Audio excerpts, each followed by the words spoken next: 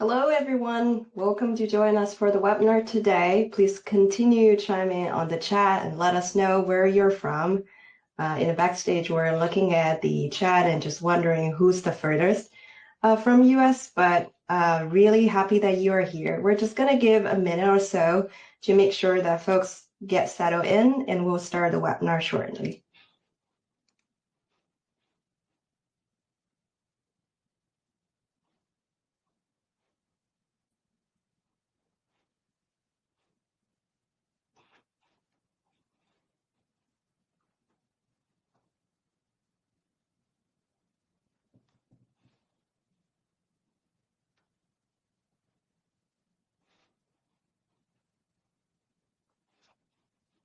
Nice. We have someone from Canada, from Italy, from Sweden. The list keeps going. Welcome, welcome. Really nice to have you here. Okay. I see the folks are settling in. Let's get it started. Welcome to the Bitsight webinar. This is a webinar titled No Time for Silos Inside the First 72 Hours of a Cyber Event. We're going to really focus on how the GRC team and the SOC team collaborate and what leads to a mutual success when it comes to a cyber event in fitness. Before I start the webinar and introduce the speakers of today, which I'm super excited about, I want to give you a couple of reminders to make sure that you make the most out of today's webinar. And I always forget this. Quick introduction of myself. My name is Chonglu Lei. I'm a senior product marketing manager at Bitsight. Part of my focus is supporting the third-party risk management program, so really excited for you to be here. A few things before we jump in. First is, we always got this question. The webinar will be recorded, and you will get the link to the webinar recording shortly after this finish. So don't worry that you need to take many notes. Just hope you can, really listen and, focus on what we're going to chat about today, and you'll have the recording shortly after. And then make sure throughout the webinar, submit the questions, any question you have for our speaker. There is a tab called Q&A on, I believe, the top right side of your screen. So you'll see 3 tabs over there: chat, which I'm sure you're leveraging right now, docs, which have all the good stuff, and then Q&A. So make sure your question go there so we can address it. If we didn't have the time to address your question live at today's webinar, don't worry, we will make sure that you get addressed afterward. So all the questions from you will be addressed either live or after, then we'll do a follow-up. And you already know how to use the chat. So feel free to jump in there if there's anything resonate with you very well, or if you have, want to double down on a point that a speaker has, chat is the space to do that. Without further ado, I want to introduce you the speakers of today. Begin with Ryan Smith. Ryan is the senior manager of the GRC program at Bitsight. Ryan brings over a decade of experience in cybersecurity, compliance, risk management, and IT audit. He has been with Bitsight for 11 years. Wow, Ryan. Ryan has been instrumental in building and scaling the company's core governance, risk, and compliance process, helping to mature its internal program and successfully integrate new teams through multiple acquisitions. He holds a master's degree in cybersecurity from Northeastern University and is a certified information system auditor from CISA. Beyond his day-to-day work, Ryan is deeply interested in the intersection of artificial intelligence and cybersecurity. Super hot topic. We've addressed it before and probably in the future, particularly in how emerging technologies and rise of the agentic AI are posed to transform the landscape of risk and governance. Welcome, Ryan. And then next, we have Emma Stevens. Emma is a threat intelligence researcher at Bitsight with over 10 years of experience in cyber threat intelligence and dark web analysis. Emma works closely with SOC team as well, so she's going to represent, the threat intelligence and SOC team's perspective today.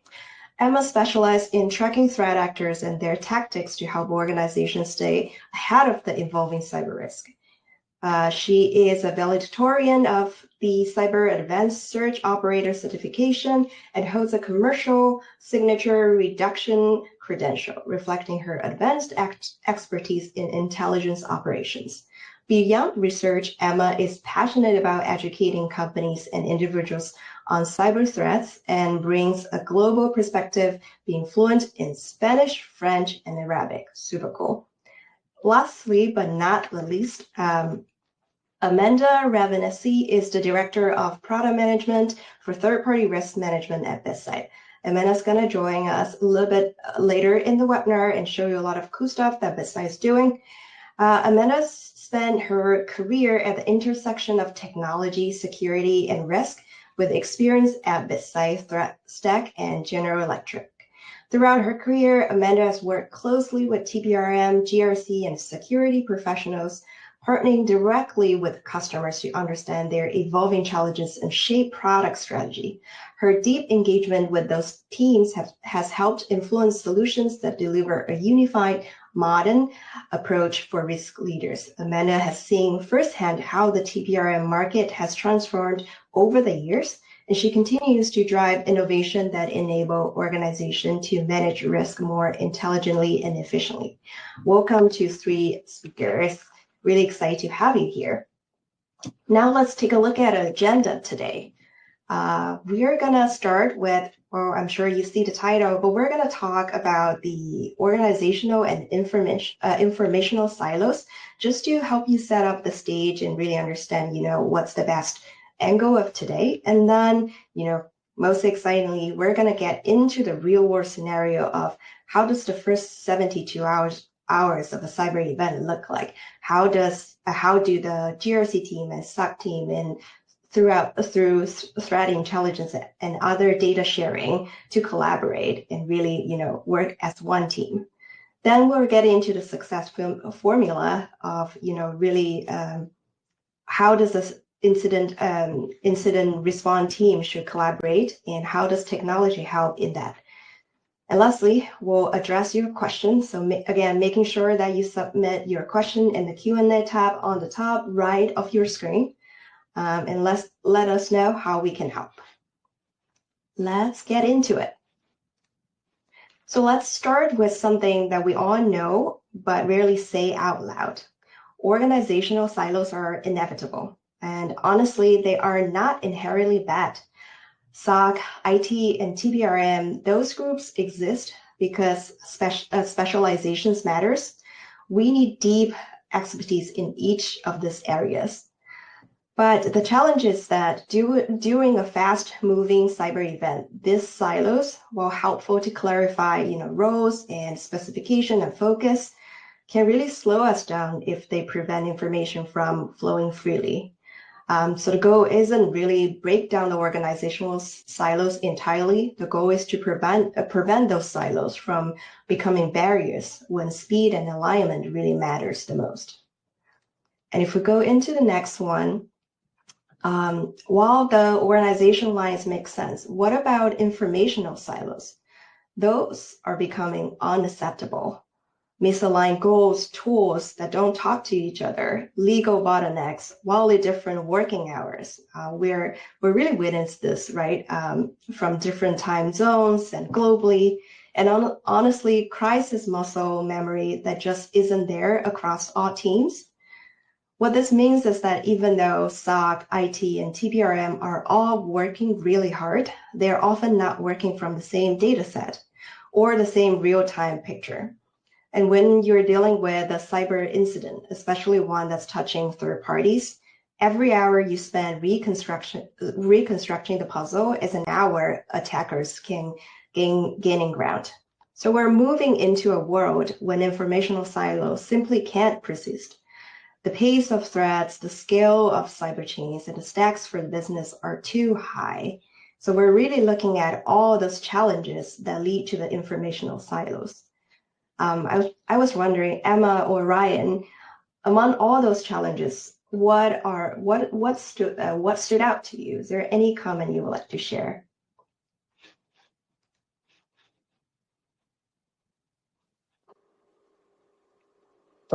Sure, I could take this first one. So, as we know, silos are inevitable in this world, and obviously we have a lot of global teams, a lot of global orgs on this call here too, with larger orgs with teams in possibly different regions. So having, I guess, teams be aware of each other, work together, 365 days a year rather than just during an incident, and having processes in place and workflows in place, and most importantly, shared communication channels, and know the point person for each type of event or inquiry that comes through your desk is key. So it's just a matter of training and repetition and making sure everyone's on the same page. So if something does, if a news event does happen or something critical does happen, exactly the point person behind it, and who to work with, within your org and across different teams. Obviously we have huge enterprise communication tools out there. There's two major ones I could think of, but a matter of working together, being familiar with each other, and knowing where to go, because time is of the essence in any situation. Like Ryan said, communication is key, and ensuring that you communicate very well between your teams. Another thing is that threat actors never operate under a typical 9 to 5, whether it be because of their geographical location or because threat actors know that we are less likely to be alert at 2 in the morning, or on holidays, they like to attack us when they think we are going to be at our weakest. Yeah, that's a great point. And let's go one more slide. And I think what we're witnessing right now is a trend that also some most risk and exposure dedicated folks at Bitsight have been looking for years, is the data that's scary on paper but still feel a little bit abstract when it's just the numbers, right? For example, in the previous webinar, you might have heard the compromised credentials are up 30%. And today it's quite easy to market those credentials, that it's purchasable, right? Ransomware access are being sold like it's e-commerce. Bad actors have never been better equipped, and business is booming on the attacker side. And more importantly for today's conversation, this radius is extending far beyond the walls. So one data that we see is, according to the 2025 Verizon Data Breach Investigation reports, 30% of the breaches now involve a third party, which is more than double the previous year. It's an astonishing acceleration. Think about the Change Healthcare breach that happened. One of the most consequential third-party events we've seen. The cost to the parent company is, I don't know if you have the number top of your mind, but it's 2.3 billion. So it's a huge and expensive cost that we really want to avoid, right? So you can have a flawless internal security program, but if a critical vendor gets compromised, you're pulled into the line of fire anyway. So the risk is financial, operational, reputational, and just like Emma said, it's global. It doesn't necessarily work on your time zone, so you have to be alert all the time. And the scariest part is the vendor risk might not have been existed when we first onboard them, right? So we really want to make sure that the teams are working together, are communicating and talking to each other all the time, to make sure that we are on top of this. Now, if we can go to the following slide. Let's zoom in on what happens in the moment, because when the cyber event happens, in those first hours, clarity is everything. SOC and threat intel teams need to understand, threat actors, TTPs, campaign motives, all the evidence. And IT needs to know which assets are impacted, where to block, what credentials to rotate, and GRC and TBRM team needs to understand which vendors are critical, which systems depend on the compromised technology, and who they need to contact instantly.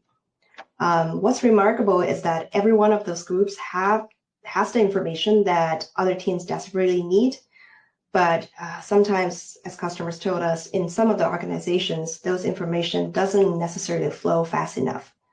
And the question becomes for each team is, do I know who has the information I need right now? And can I get it without friction? Emma, Ryan, does that resonate with you? Is there any comments you would like to add on from your perspective? Yeah. So when the SOC is looking at a SIM, they're not looking for specific anomalies, thinking, hey, this anomaly has to do with this threat actor. So threat intelligence is going to help take those anomalies and correlate it to a threat actor so that you can try and predict their next moves. So does this threat actor tend to move laterally? Are they going to try and escalate privileges? What do we need to prepare for next, and how can we best protect ourselves?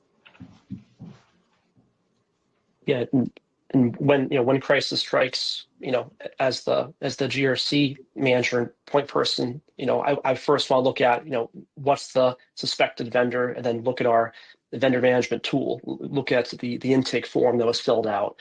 What data does the vendor process? What does it integrate with internally? What data does it store? Does it store employee information, customer information, passwords, token? What's the auth to the vendor, right? Is it OAuth? Is it SAML? Is it username password with MFA?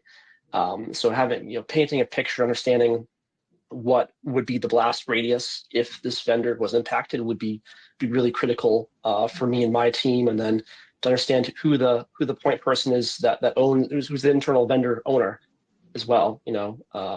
Understanding all that and background about its importance to the business. If this vendor went down, could our product stand up on its own?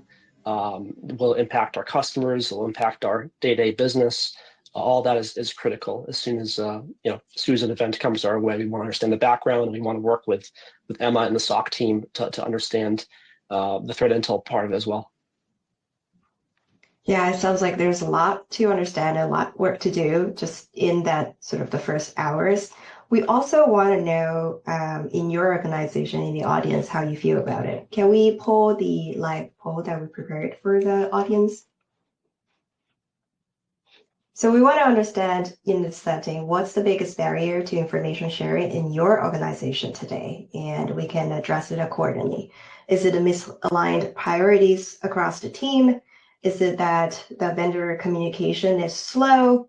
Is it that your tool stack don't necessarily integrate with each other? Or is it the legal or compliance constraints?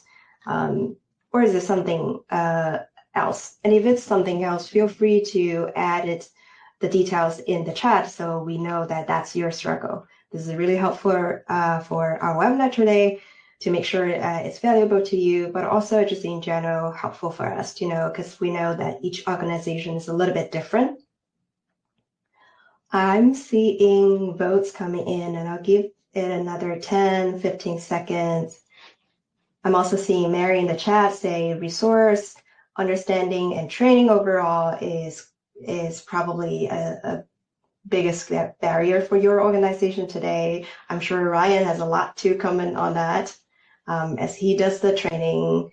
Ryan, why don't you take from there? Like, does that resonate with you as well? Yeah, so internally, at least annually, what we do is we do a simulated incident response tabletop exercise in person in our Boston headquarters. So during that exercise, we get all the main teams involved. So we have engineering, we have my team, we have corporate security, we have IT, we have our legal team, and we go through a simulated cyber incident. And we go through the entire thing, the injects, the outcomes, and we have people make decisions, right? What would you do in this situation? It's obviously it's all a surprise. We don't know what is happening ahead of time, and that's where those are always beneficial to us. I mean, every year we expand on it, we learn from it, we take action items from it, because obviously people change, teams change, so it's always good to get that in-person environment and camaraderie as well to understand, during a event or incident, where's my battle station? What am I responsible for? And who's my backup? If I'm out of office on holiday or PTO, who's going to take my place, and who are they going to communicate with during an incident? So, practice makes perfect. Obviously, we never want the real thing, but we always want to practice have our policies and workflow and procedures in place. So when something real does arise, it's business as usual. No time is wasted, and we can get through it together. Yeah, that's really helpful. And I think one thing while we were preparing this, Ryan and Emma, you mentioned that each organization could have a different sort of frequency of being attacked. Certain organization can be attacked attacked all the time, versus the others might similarly not. But to Ryan's early point is practice and those stimulations still really matter to make sure that the muscle is active and in place. I'm looking at the poll, and I think the highest voted tier is misaligned priorities. Emma, any comments on that? What do you think? That can be hard depending on how well your teams work together, if you guys constantly communicate, or if this is your first time working together, or if it's a rarity that you actually work together. Certain teams are going to be focused on the legal perspective and the privacy perspective, while SOC and cybersecurity are going to be focused on protecting yourselves. So you need to make sure that you guys have a good playbook in which you discuss the priorities, align the priorities, and make sure that everyone is on the same page. Yeah. And Joy in the chat is also saying that across team telemetries remains fragmented because the ownership is really not clear, right? Sometimes. And let's take off the poll. This is really helpful. Thank you for all jumping in. And right before we start the core content of today, I want to share, if we can go to the next slide, we're really seeing one of the most important shifts for the coming years. Traditionally, TBRM has lived firmly in the governance world. Questionnaires, policies, assessments, quarterly cycles. It's really important, but not designed for the speed or the dynamism of a living incident. What we're seeing right now from some of the Bitsight customers and just overall in the industry, especially in the mature regulated industries, it's a convergence. So TBRM isn't just about governance anymore. It's about operations as well. It's about fusing risk management with the threat mitigation, combining questionnaires with intelligence, moving from judging to collaborating, and shifting from those quarterly, point of time updates to actions that happen in minutes or seconds. What really excited is that we're starting to see SOC and GRC team truly come together here. Sometimes the SOC is taking ownership of a slice of a vendor attack surface. Sometimes TBRM is feeding prioritization guidance based on business context. But the unifying theme is this. So when governance meets operations, teams move faster, collaboration strengthens, and risk is not just documented anymore. It actually got reduced through the collaborations. Let's go into the next one. From here, I'm going to hand over to Ryan and Emma to really give you that real world scenario inside the first 72 hours when a cyber event occurs. Feel free to take it away. Let's go to the next one. Awesome. So this scenario we're going to discuss today is one I have experienced many times. Like I said, threat actors hate to work on your 9-to-5 schedule, and they love to work at the most inconvenient time for you.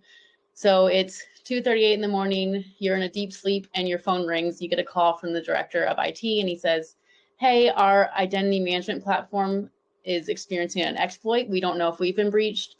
You check, it's all over social media. You see that this is a confirmed 0-day exploit. So the first thing you need to do is mobilize the team. So SOC, CTI, GRC, get everyone into a chat where you guys can discuss what is going on. Check to see if you've been breached, because this can impact you, your third-party vendors, and your fourth-party vendors. So you need to make sure that you have a good playbook and that you and the team are ready to move quickly and validate any exposure. You can go to the next one. Identity management platforms are the key to your information. They verify who you are, controls who gets access to what part of your systems and what information, and then is your trust layer. So I trust that Steve from IT is Steve from IT when he messages me, because I know that he's authenticated himself. During an active attack on that IDM, I don't know that Steve from IT is actually who he says he is. During a compromise, attackers can impersonate people, they can move laterally, they can escalate their own privileges. So you don't know who is who, and you have to be very careful about what information you're sharing. All your connected devices are going to be exposed. So your cloud platform, your software as a service, any of your portals, potentially your vendors are also exposed, and your trust in the entire authentication process has now broken down. You can go next one. All right. For this one, no matter how small or big an incident is, it starts with the basics. The basics always apply, whether something is suspected to be real or it's a confirmed incident, right? So, like I said earlier, it goes back to playbooks and policy and training and practice amongst all the teams, not just your GRC team or your SOC team, but the collaboration together, the awareness, working with legal, working with IT, working with the application owner on when something does happen.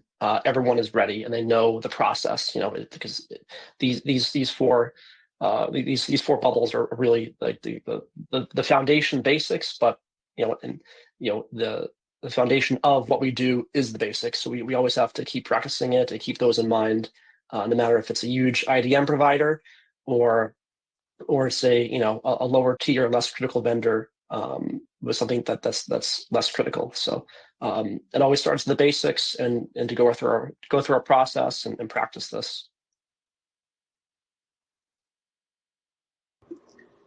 Like Chung Lu alluded to earlier, while your company specifically may not be the one targeted in the situation, your vendors are often targeted due to the amount of information that they have.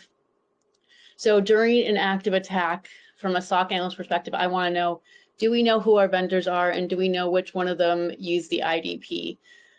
Which critical apps are we using to authenticate through this IDP? Do we need to contain all of those, limit access? What steps do we need to take? And then do we have any vendors acting as delegated admins, thus giving them more control if the attacker were to get access to one of those delegated admins? You can go next one. And then sorry. Actually, Emma, you want to take this one, then I'll jump in after. Sure. From a CTI and SOC perspective, sharing threat intel and tactics, techniques, and procedures is going to be huge. Again, like Ryan has said, the communication is a huge factor in this, ensuring that you and your team communicate, that you have a team that responds quickly, and that if someone is out, you have someone else that can step in and also respond quickly. Making sure that you are talking about the different indicators of compromise and handling those correctly. Do you want to block those IPs? Are blocking those IPs going to slow down your system at all? Is it safe to do that? And then what other alerts are you seeing in the SIM, and what threat actors can you attribute that to so that you can try and predict their next movements? Yeah, for this one, the SOC has valuable information that me and my team don't often have, or it's not part of our day-to-day practices. So getting that threat intel, that indicators of compromise, the vulns, the open ports, where we can take the information, we could check the tools that we have, whether it's continuous monitoring or VRM, and cross-reference it, see the blast radius of an impact to a vendor, and see what other what they integrate with, right? If it's an IDP, obviously that's the worst case scenario. It integrates with just about everything, and see who we can trust. But identifying everything about this vendor, and then constantly communicating and getting the most up-to-date data from the SOC team and threat intel feeds is critical, because sometimes you may find things on your own and threat intel and feeds before the vendor tells you too, because the vendor may still be working on it, or they may have a certain threshold on alerting and customer obligations. So you always want to be the first to know, so you can act and you can contain the incident in your systems.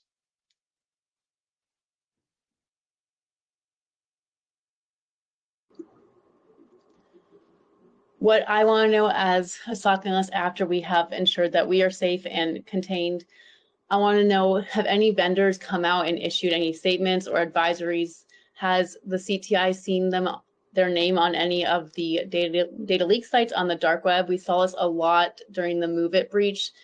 The threat actor involved was continuously updating new companies that they had successfully targeted and breached. So I want to know, have I seen this company mentioned at all on the dark web? Which vendors have been confirmed to be impacted, and how are we exposed through that, and how do we protect ourselves? And then have any other vendors applied some mitigating techniques or controls? Again, we are all one team during an attack. It's us against the threat actor. So communicating with your vendors and other teams helps protect yourself. Discussing IOCs or TTPs and the attributed threat actor helps so much during this process. Yeah, for this one, go back one slide, please.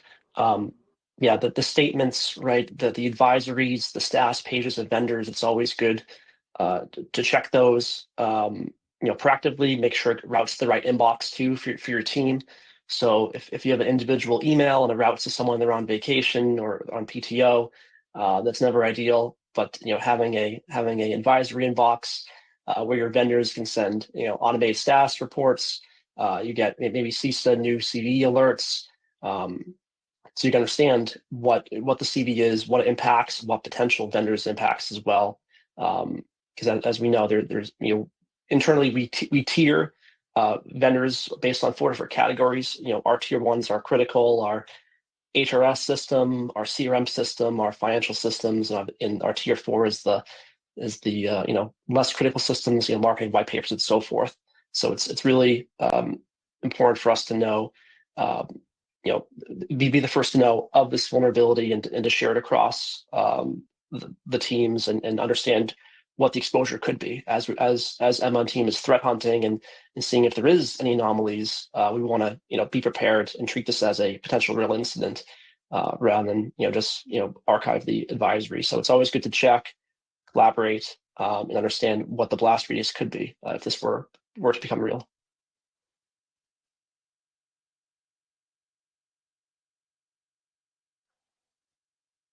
And for this one, what we would share with Emma and team is the contractual obligations that we have with this vendor, right? So is this a tier 1 financial vendor or healthcare data vendor? Is this an IDP? Can we confirm this is real or not? Because we want to make sure we notify them as soon as possible in regards to our contractual obligations. Maybe we're in a regulated industry too, healthcare, finance. So all those things matter. Time is of the essence because we want to get it as soon as possible. And auditors, regulators, our insurance company, our outside counsel, our incident retainer. So all those external parties are critical to notify in a timely manner and making sure that we follow our process. And we do capture that in our internal incident response plan, and that's what we go over in our tabletop exercises too, is that it's kind of like order of operations during an incident, during a real incident, is to understand what comes first. Is it too early to notify them at this stage? Is it too late? Do we notify our customers? Do we notify employees? So all that is critical to understand during a potential incident or real incident. Is order of operations priority, and make sure everyone knows their battle stations, has a point person, has a backup person as well, and working with your PR team or your marketing team on those comms, and checking with the legal team and the executive leadership on making sure you're saying accurate and factual information as soon as you have it, because you never want to say obviously the wrong thing, but you always want to keep your customers and your partners informed as soon as you understand it, and just be transparent as possible what's going on, because this could happen to any org.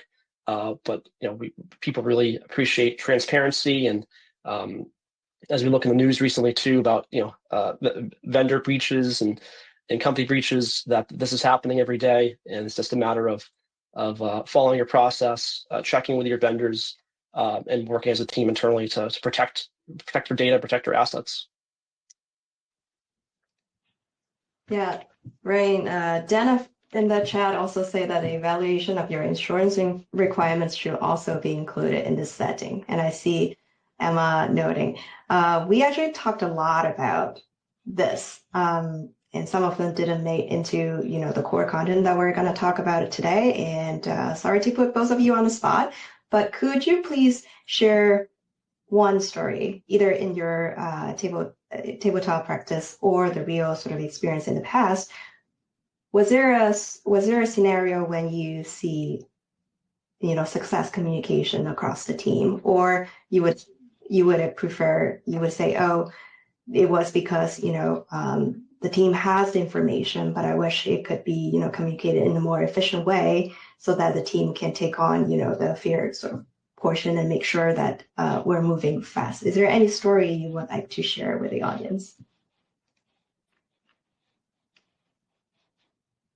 Or both Emma, I know you have a lot of story in the past. And Ryan, you did a lot of tabletop. I don't know if I introduced this during the speaker slide, but both of you are acting as the leader or the point person for the IRT team. So I'm sure you have some takes on this. Yeah, it can be difficult with time zones, especially when it's 2 a.m. your time and you have to wake up and have your brain be functional enough to react and protect yourselves. Like I said, communication is going to be huge between the teams. So make sure that you have people on all 3 teams that are communicative and very responsive, because time is money in these situations. And the faster you respond and react, the faster you can either prevent them from getting in, or if they have gotten in, contain any further lateral movement. And then also making sure that you have backup people for every role. So if you have someone who is the point person on SOC, make sure you have a backup person in case that person has stepped away from their desk to grab lunch or is out of town or for whatever reason isn't able to respond to you. Yes, in the past we've done tabletop exercises, and we did our first one. I want to say about 4 years ago. We used an external party. And it was oftentimes the first exercise for most people in the room. They've never done it before. And every iteration that we've had of the tabletop has got a little bit more technical, a little bit more involved. We've involved our, the executive committee. We involved outside counsel. So we really built on the scenarios. We made them more complicated. And for the scenarios, they weren't softballs. They were worst the worst, affecting our infrastructure, ransomware, our CRM tool, sales tools, just the worst case possible. Because in a tabletop risk scenario, you never want to practice an easy scenario or a minimal impact. You want to practice the worst case, the Armageddon, the doomsday scenario, because if the real thing ever happened, it wouldn't be as bad as that. But yeah, we practice those. We have action items, we have iterations, and it's constant, as we said earlier, muscle memory, going through the IRP, knowing what the order of operation of the process is, because as we mentioned earlier too, the contractual obligations, insurance obligations, auditor, regulatory, they all matter, and time is of the essence. And the trackers don't care about holidays or PTOs or Thanksgiving. They want they're after one thing, and they'll do anything they can to get it. So the practice is of the essence, and collaboration and cross training and hybrid training is important.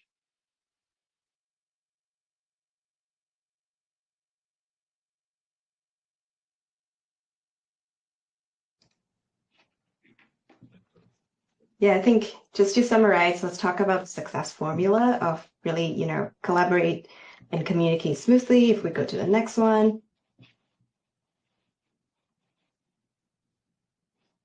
Emma, do you want to walk us through this? And Ryan, feel free to jump in on this.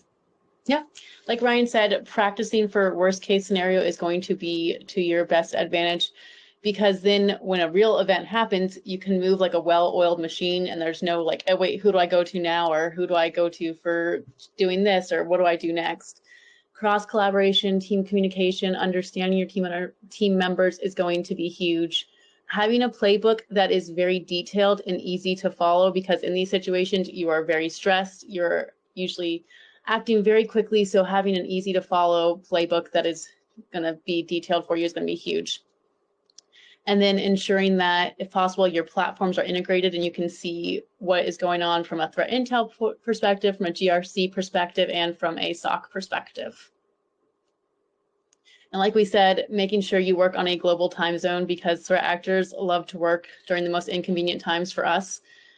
So they like to attack us when they think we're not doing anything on a Saturday morning or when we're celebrating a holiday with family. So make sure that your team is prepared to mobilize at any point. For success of a real incident, process, automation, and workflows are key for the SOC team and GRC team. So when a threat intel part of the pie comes in, it can get routed to the right team. It can be investigated. Is this a false positive, or is this something real? And the escalation paths and all the branches that come with that can happen. So luckily we live in a world where the tools are becoming more integrated as ever. Obviously there's Slack, there's Teams, and many SaaS applications and tools integrate with them, and information is shared instantly and constantly. So getting those set up ahead of time, creating your playbook and your IRP ahead of time, and even creating a cheat sheet or a one-pager of the IRP, because during an incident, as we said, we don't want to have a Cheesecake Factory menu, a book, flipping different pages, looking through different things. We want to have a simple, abridged version of it as well, because time is of the essence. It's critical. We have to be within our SLAs for contractual and regulatory reasons, and just cross team training is critical, whether it's with an external party or whether you do it internal as well. Getting to know your team members, what region they're at, who's their backup, what's their strategy. All of it matters and all of it's important. And as we keep saying, communication is key. And see something, say something. It's even if you see an alert, it might not be critical. It's really important to run it down, trace it down, do due diligence, and confirm, okay, yeah, it's a false positive, it's nothing critical, because we'd rather have that than not thinking anything of it and then it turns into something real. Awesome. Yeah, successful communication, a lot of times relying on, speaking the same language or understanding each other. And Ryan, you mentioned that the tool integration is key. So it's a great segue for us to show a little bit more on the tools. I'm going to hand over to Amanda and talk about, what Bitsight is doing to really help you to do that collaboration and communication. Thanks, Changloon. And thanks, Emma. Thanks, Ryan, for walking teams all through that scenario and kind of bringing us in step with what you all experience. As Changloon said, I wanted to walk through our Bitsight product roadmap to talk about what we are looking to do to be one of those critical tools to have in your tool set in a moment like this. And there's a lot of clamoring and a lot of urgency in a time of crisis, and we are looking to build a tool that is a partner for you in this moment. And so more about the tools, more about Bitsight and what we can deliver. We are really looking to redefine TPRM and combine this degree of visibility with intelligence and allow for automation to really help companies like yourself move faster, have better collaboration. We just talked about all of these challenges with the siloed teams and the siloed structures, and really help you strengthen that resilience across your ecosystem. Why do we feel like we're in a good position to do that? Because we're taking both sides of the coin. We're taking the third-party exposure, the risk data that we have seen in our continuous monitoring platform that is proven and correlated to outcomes. We have seen that through and through with the security posture that we're able to evaluate, and pairing that with that rich, deep level of threat intelligence data that we have spanning from the deep, dark, and open web. Bringing this together is a new position of visibility in this third-party intelligence space. And it's really helping to provide you with the visibility and the tools to better react and inform in moments of crisis like this and on an ongoing basis. So, Changla, if you jump to the next slide, or I think Nilafar, you might be joining. Sorry, thank you. Perfect. We'll talk a little bit about what does that mean. And so when you're thinking about, what does this mean for the GRC teams and the teams that are using our continuous monitoring application, our customers will now have a tailored and succinct actionable CTI, so cyber threat intelligence, embedded alongside the vendor risk data and workflows.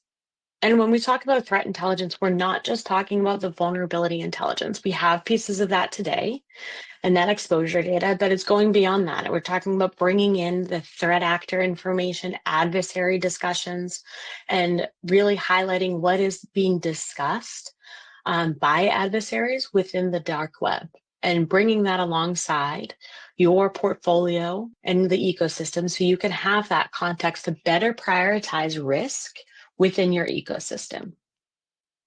And for the cyber threat intelligence side, for security operations team, it's about providing deep exploration and analysis with the vendor risk data. And so providing, again, more visibility into that third-party exposure side of the piece, understanding more of that business context to have alongside to get the deeper, fulsome CTI solution all in one place. So some of these challenges where we've seen this more historically siloed from the organization, we also want to bridge that gap with the data and the workflows within the product. You can go on and continue to the next. More specifically, from a roadmap perspective, what does that look like? Within our continuous monitoring platform, it looks like we're delivering against a lot of the main pain points we've been hearing from our customers. We have learned in the continuous monitoring platforms, customers are telling us we're hearing too late about breaches that are happening. So we will be deploying breach intelligence. Breach intelligence is all about providing early warning and tailor feeds of leading indicators, lagging indicators of breaches across the dark web and public sources to provide earlier indications of what is happening to companies within your ecosystem.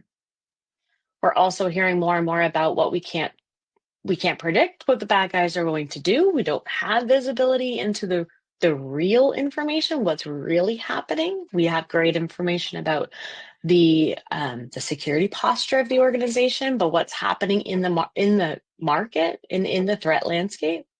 So that's all about the adversary intelligence we want to pull in and highlighting the tactics, the techniques, and the vulnerabilities, marrying that behavior with what is observed, again, against the attack surface that we have today in the platform. And then lastly, at the end of the day, this is a lot of information. And so customers, we hear a lot that threat intelligence, there's too much data. There's a lot of noise to make sense of, like, what do I do with this?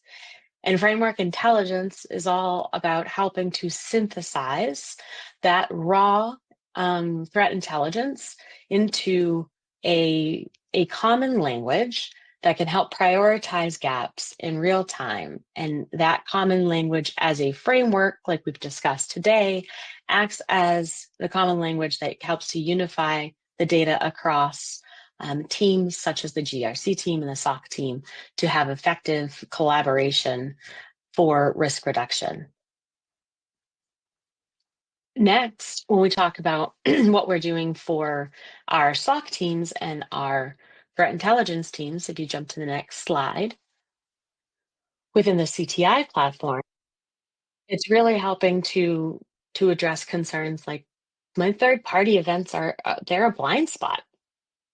And so this is all about providing a combination of the threat intelligence and the TPRM data together, again, to provide that wide range of coverage of a complete view of the third party's risk profile in one place. So you can have the third party events alongside of the adversary events in one place. And it's difficult. Prioritization is difficult. Of how do I pick and choose where to focus next? Third-party risk is difficult to prioritize. And this is, again, taking real-time actionable data on that security posture, bringing that into the CTI views and that underground exposure, creating a combined view of that overview, accurate prioritization. So it's embedding that third-party exposure data into this CTI space. And then lastly, when we're looking at the SOC view and the threat intelligence lens, when you're really focused in on looking specifically at the triage of all of this data, we lack evidence and context to make decisions on third parties. So the last piece here is really about bringing third-party risk data to corroborate the raw threat intelligence. And that together will support those security decisions more effectively with being able to communicate the concerns that you're having. And so again, by underpinning all of this information into one space, it's allowing you to have that full picture of what matters most and help you make more effective decisions quickly in that one space. We really see this as the data, again, breaking down those barriers, breaking down those silos, and so that you can have a focus on having all of the right information at your fingertips, knowing everything you need to know about that third party, about the intelligence, regardless of which workflow and platform you're operating under. And so we've talked about that today, a lot about Ryan's world, a lot about Emma's world. Their worlds, their organizations may be different in day and practice, but if we can continue to use tools and have our data start to influence a shared model of visibility, it's really going to bridge a lot of those practices together. So this is just the tip of the iceberg for us.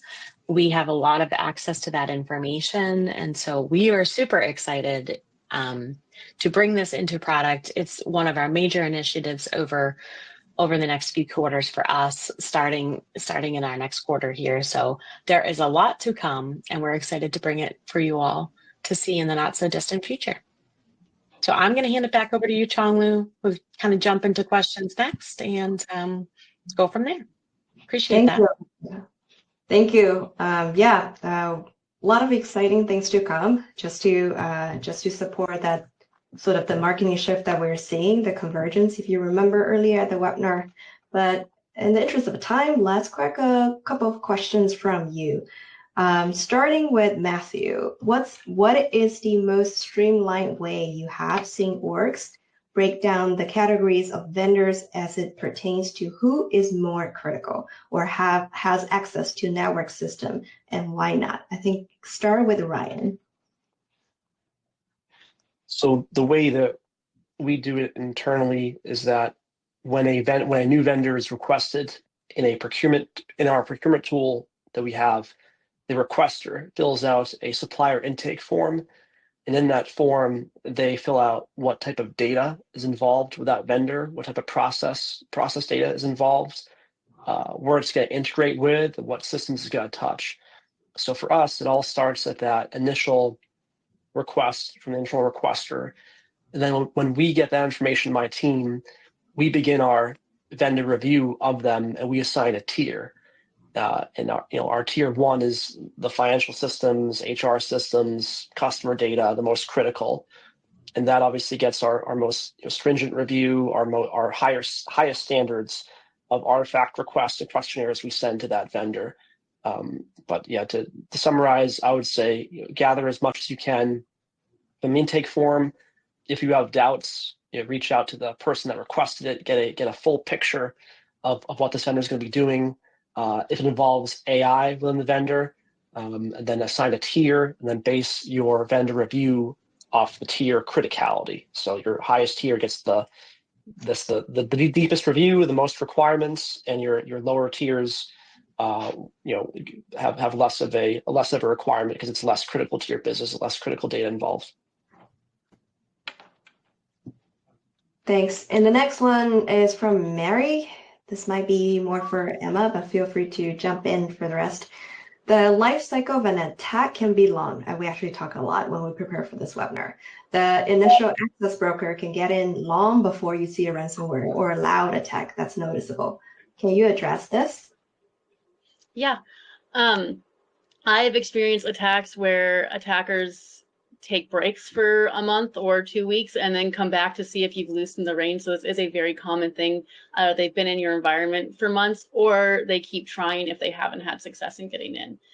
So watching threat intel, ensuring that seeing if, do I see my company name on any of the dark web forums? Do I see anything in Telegram or any other deep web chatter where a specific threat actor that I know targets my industry is talking about me and my company? Have I seen any leaked credentials that we can immediately remediate and send to have stricter credential guidelines? MFA anomalies are going to be a big thing to look for. Do you have repeated MFA pushes? Do you see sudden failures or a bunch of bypass attempts coming in through? I have seen threat actors selling fish kits on the web for customers of mine and reached out to them like, hey, I saw a fish kit for you, just so you know. So looking for stuff around your vendors, around your customers, and around yourself, such as fish kits, leaked credentials, any new or unexpected tokens or something to look for, any weird lateral movement. Like Ryan said earlier, treat everything like a real event until you can confirm that it is not a real event. It's better to be overreactive than underreactive. And then if you know that a certain threat group targets you often, proactively track that threat group, understand how they move, what their tactics, techniques, and procedures are, and what their biggest IOCs are, and how you can protect yourself against that particular threat group. Thanks, Emma. A quick one for Amanda. This is showing excitement for what you just shared. Are those features already deployed, or is it roadmap defined? Yeah, that's super exciting. So everything I was just discussing is our roadmap. So that is our planned roadmap for the next few quarters. So you'll be starting to see features along those lines coming out iteratively over the next first half of the year coming up. Exciting. Let's get the last one. We're seeing a large number of attacks are actually coming in from an MSP or MSSP, the quote unquote trusted partner of an organization who has outsourced their SOC. Can you address anything you're seeing? Maybe this is for Emma. Yeah, so companies that have access to privileged information, like personally identifiable information, are going to be targeted more. We talked about that a little bit earlier, that while you may not be targeted, your vendors are often targeted depending on how much access to information they can. Threat actors are looking for the biggest payout. So working closely with those vendors, ensuring that they have a clean security posture, setting up security alerts to see if you see anything in terms of their security posture, or if you see any threat actors talking about them on the dark web or repeated targeting attacks going their way. Make sure you have open lines of communication, that you have honest lines of communication, and they are talking to you about their security posture, what they're doing to mitigate risk, and if something happens, that they communicate with you immediately. Yeah, and coincidentally related to that, we just opened up an EVA with one of our external SOC partners. We have an internal SOC team, but we also have an external partner. So they had a recent Bitsight rating drop in risk vector change, and we started the EVA actually on Monday with them to alert them to proactively address anything that might happen. So yeah, as Emma said, the SOC, the MSP, they have all the critical data from your SIM and from your feeds. So you have to advise them and help them protect themselves because it's your data out there. Awesome. Thank you so much, Ryan, Emma, and Amanda. Really helpful, really insightful webinar. I hope everyone here enjoys it, find it helpful. Again, the webinar is going to be recorded. Well, is recorded. We'll send you the link afterward. There are still a lot of good resources, including some of the data sheets and blog posts that will be helpful. Nilofa just posted the upcoming webinar link. Removing the comma, so the link is working for you. I hope we stay in touch. If we didn't chat before, the end of the year, I wish you a happy and warm or good holiday season. Stay in touch, and we'll see you soon. Thank you. Thanks all.